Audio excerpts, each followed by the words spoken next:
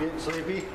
Yeah, he's starting to melt. For Dr. Roy Gert, horses have always been a part of his life, and he knew early on he wanted to be a veterinarian. I grew up on a farm and ranch in central Nebraska, and I always remember riding and working with horses.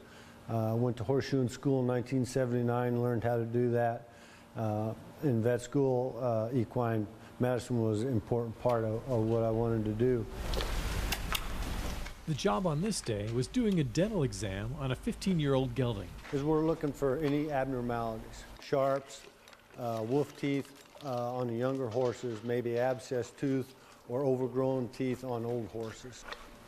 The tricky part was that this horse had never been to an equine dentist, so was not too crazy about the exam. It was a wrestling match for a little bit until drugs kicked in and we could do a good, safe job and do him some good. The way a horse chews is the biggest reason for the dental work. He says they use a technique called floating to fix the problem. When a horse chews and you're causing different wear patterns because a horse doesn't chew up and down, it chews side to side. And so that allows for uneven tooth wear. What floating the teeth is polishing off the sharp outer edges. The outer edges on the upper arcade, the lower edges on the molars on the bottom. Dr. Gert says they use a combination of an old school float and a powered float to do the job. Which tool they use more depends on how well the horse can handle the vibration from the powered tool. The last part of the exam is talking with the owners about future care.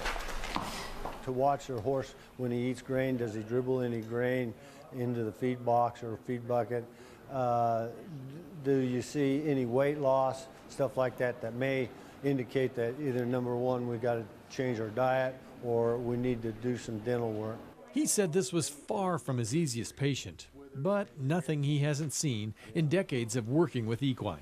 A little bit of attitude, took a little patience and a little drugs to get him so where we could handle him safely and do a thorough job like we need to.